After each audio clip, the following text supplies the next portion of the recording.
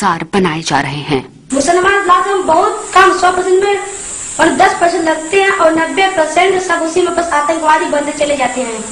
दाढ़ी मुल्ले पादरी ऐसे जब जो होते हैं, ये सब मुल्ले पादरी हम लोगों को भविष्य को बिगाड़ने में, अगर अच्छे के अगर जो संगत पाता तो ज्यादातर बिगड़ने के ही रास्ते पे जाता है और बढ़ने के रास्ते पर वो सीधे नहीं जा सकता है। इसलिए अगर मुसलमान ज्यादातर सोचते हैं कि हिंदू जो है कि हिंदू को भ्रष्ट करके ये जो पूरा देश अपना है उसके ऊपर में कब्जा करे उसके ऊपर। इसलिए कुरान में लिखा है शायद उसमें कि काफिरों का मुड़ी काट कर उसपे पैसा कमाओ, वो सब पुण्य का काम होगा उससे। तो ये कौन बताया है आपको कि लिखा है? ये हम लोग को भारत का भविष्य एक छोटी सी पुस्तक है, उसमें शायद हमने पढ़ा था। इसमें लिखा है तुम काफिरों का कहा न मानो और उनसे बड़े जोरों से युद्ध करो। और उसमें लिखा है ए मुसलमानों, जब तुम काफिरों से जुड़ उनकी गर्दन उड़ा दो और यहाँ तक कि जब उनका कत्ल न कर सको तो जिंदा पकड़िया तुम मजबूती से कैद कर लो। कुरान के बारे में ऐसी बात लिखा गया है जो कि हमारे वेद की विरुद्ध है। और आपको लगता है कि ये सब सही लिखा गया है? सही लिखा है। तो आप इससे अब निपटने के लिए क्या करेंगे?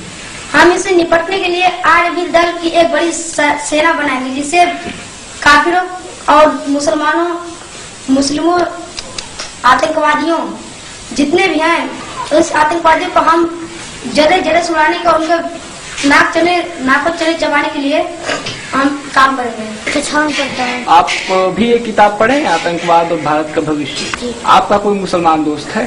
नहीं। कोई मुसलमान दोस्त नहीं? मुसलमान से क्यों नहीं दोस्ती करते हैं? हमारे मोहल्ले में कोई मुसलमान नहीं है, हम मोहल्ले से दूर में। तो उनसे आपका दोस्ती नहीं हुआ? मिलेगा तो करेंगे? नहीं करेंगे? क्यों?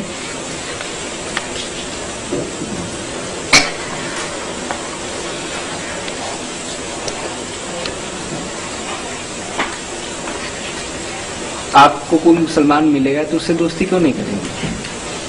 क्योंकि इस पुस्तक के पढ़ने से मुझे ये पता चला कि वो भी आतंक फैलाते हैं। तो आप मुसलमानों से दोस्ती नहीं करेंगे? नहीं। अब किताब नहीं पढ़े होते तो आप करते? जी मिलते तो। अब मिलेंगे तो भी नहीं करेंगे ना? नहीं। 2006 में इसका उद्घाटन करवाया था श्री आदित्यनाथ योगी गोरखपुर के हैं, उनके द्वारा। ये जो लाठी भांजना सिखाया जा रहा है तो इससे क्या सैनिक प्रवृत्ति में बनाई जा रही है? सैनिक प्रवृत्ति क्यों जरूरी है? क्यों?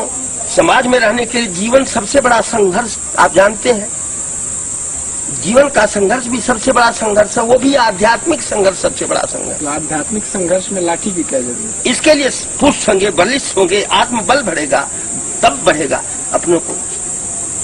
एक तो आप जानते हैं कि मिलिट्री स्पिरिट ऐसी स्पिरिट है जिसमें करना ही सिखाया जाता है। There's not to make reply, there's not to reason why, there's but to do and die.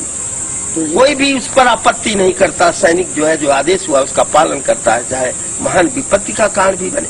तो ये स्पिरिट में भरी जाती है। दूसरे, इसके माध्यम से अपने जीवन की रक्षा ये कर सकते हैं।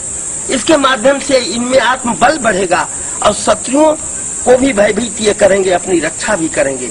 इसलिए यही नहीं, लाठी तलवार और कटार सब कुछ सिखाया जाता है जो सैनिकों को। निचले स्तर पर चल रहा सैन्यकरण का ये प्रयोग गुजरात दोहराने के उद्घोष के साथ ऊपरी सतह पर भी दिखने लगा है।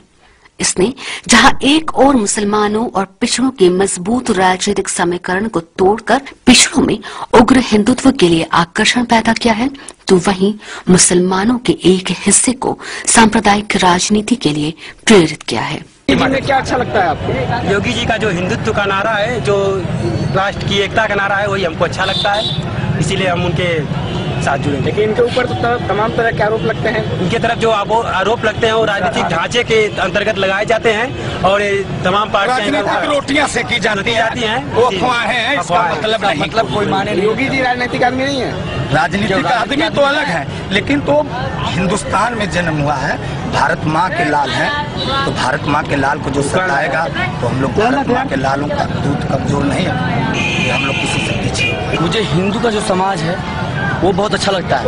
वो मुसलमानों का जो है कि ये सब शोषण करते हैं लोग, और हम लोग चाहते हैं कि हिंदू का वर्चस्व और बढ़ाएं। एक ये मतलब हीरो है हिंदू समाज के, हमारे हीरो हैं, और योगी जी का व्यक्तित्व और कृतित्व दोनों अनुसरण करने लायक है, और इसलिए हम लोग उनके हिंदू युवा वाहिनी से जुड़े हैं, उनके कार्यकर्ताओं से जुड़े हैं, उनके